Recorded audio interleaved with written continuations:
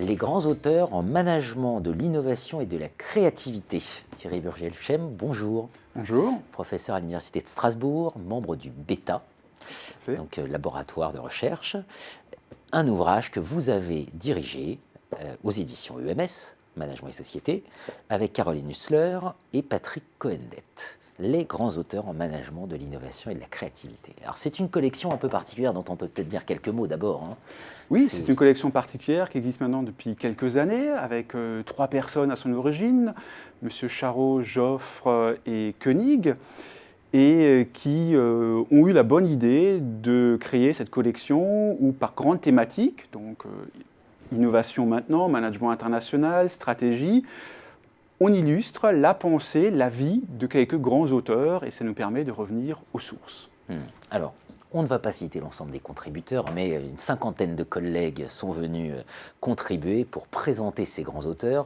Toujours très compliqué de choisir des grands auteurs, évidemment. Et là, vous avez retenu 3 grandes parties. Donc on va les détailler un peu. 3 grandes parties. Oui, 3 grandes parties. La première grande partie, c'était un peu les sources du management de l'innovation. Le management a ce site particulier ou a ce bon réflexe salvateur de ne pas être aveugle des autres sciences et de puiser ce qu'il faut, ce qui est nécessaire en économie, en sociologie, en géographie, et d'être capable de rendre l'ensemble de ces connaissances actionnables dans le monde de l'entreprise. Et donc, il nous a semblé nécessaire de revenir sur un certain nombre d'auteurs, de disciplines connexes au management, mais qui parlent d'innovation.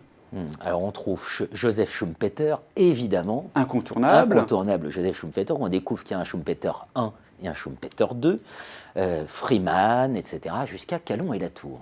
Et vous proposez de traiter des racines. Voilà. Alors qu'est-ce qu'on apprend dans ces racines du management de l'innovation et de la créativité? On apprend en fait beaucoup de choses, tout d'abord sur l'impact économique de l'innovation et comment l'innovation a été perçue à travers les âges comme un moteur du développement économique.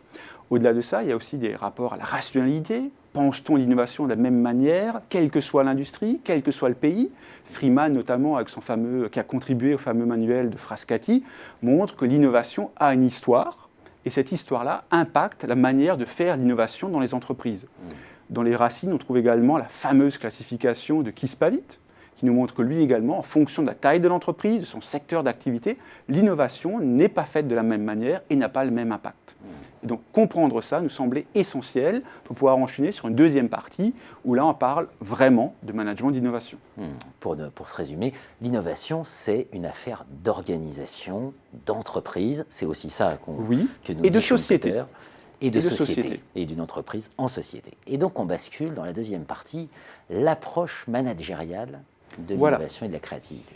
Et là, on voit les grands auteurs qui sont connus, qui parlent de management de produits, management de processus, management organisationnel, et également d'innovation en termes de modèles d'affaires. Donc il y a toutes ces formes d'innovation qui existent. Alors bien sûr, il y a les incontournables, on ne peut plus se passer de Chesebro, d'innovation verte, il faut parler d'innovation de rupture, donc Christensen. Donc on a l'ensemble de ces auteurs très connus, avec une particularité, mais qui est la particularité de l'ensemble de ces ouvrages qui parlent des grands auteurs, c'est de ne pas se focaliser sur la caricature de leur pensée et de revenir sur l'ensemble de leurs travaux les plus marquants. Et on y apprend beaucoup de choses. Et c'est vrai que souvent, on parle d'innovation de rupture, ou d'innovation ouverte, ou d'innovation par les utilisateurs, et ce qu'on a en tête est en fait une caricature de leurs écrits. Et on se rend compte que leurs premiers travaux sont beaucoup plus riches que ce que nous retenons. Et donc, il nous semblait intéressant, dans chacun de ces chapitres, de revenir sur les faits, l'origine, les premiers écrits. Bien sûr. Alors donc, une innovation et de la créativité qui est affaire d'organisation, ça se manage, c'est l'approche managériale. Il y a des mots-clés quand même, dynamique, pense à David Tiss par exemple, et c'est vraiment, c'est une capacité à reconfigurer. Absolument. Alors pour Tiss, c'est quand même un cas particulier parce que son œuvre est tellement imposante qu'il était déjà dans un autre ouvrage sur les grands auteurs.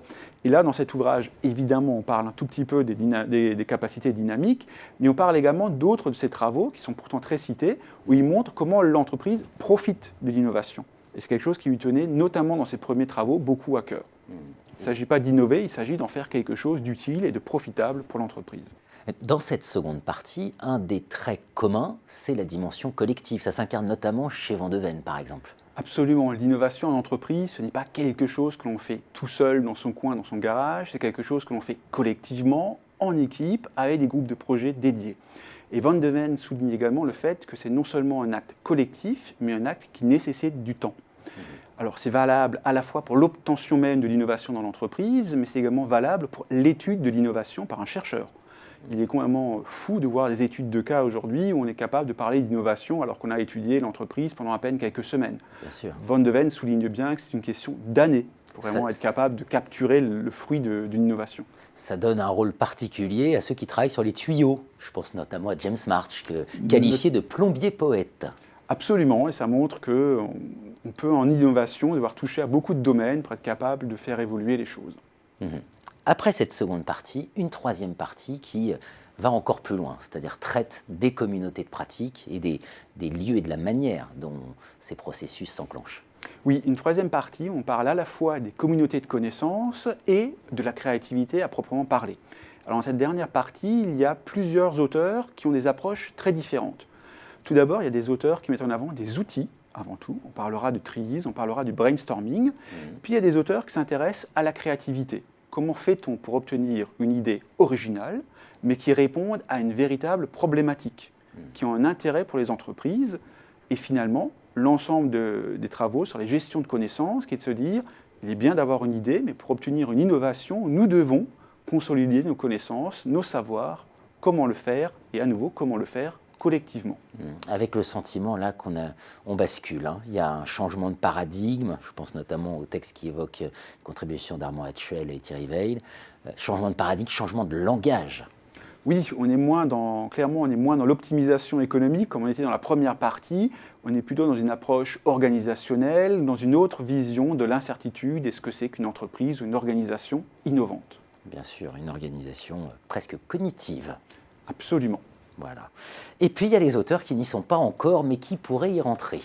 Alors il y a quelques auteurs qui manquent, qui pourraient y rentrer. Alors notamment, nous avions pensé à un moment donné à faire un chapitre sur Giovanni Dosi. Alors pour plein de raisons, il n'était pas capable de le mettre dans ce tome-là, mais nous avons son père spirituel, qui est Freeman, donc il est normal qu'on le retrouve. Puis il y a d'autres auteurs qui auraient mérité d'y être, je pense notamment à Simon, mais Simon était déjà dans plusieurs autres grands ouvrages dédiés aux grands auteurs. Fallait-il le remettre une troisième fois? Nous avons dit que finalement non, ça suffisait, nous avions déjà 31 chapitres. Cela donne quand même une vision très large, très variée de ce que l'on fait en économie et en management d'innovation. Les grands auteurs en management de l'innovation et de la créativité aux éditions EMS, coordonnées par Thierry Burgier-Hemchem. Merci de votre venue. Merci. Caroline Nussler et Patrick Cohen-Dett. Merci à vous.